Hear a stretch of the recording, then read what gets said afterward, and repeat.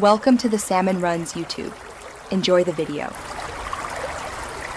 In this video, I will explain how to use a dot grid journal. Dot grid journals are incredibly versatile, offering a unique blend of structure and freedom.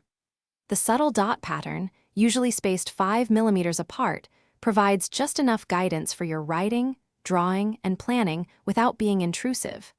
This makes them perfect for everything from detailed note-taking to intricate artistic designs, giving you more creative control than traditional lined or grid paper.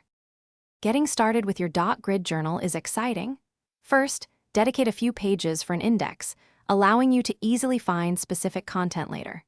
Next, set up a future log to capture important dates and tasks spanning several months.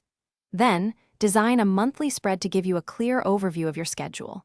Remember to establish a consistent key for your symbols and colors.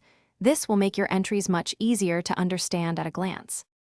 For daily and weekly planning, dot grid journals offer immense flexibility.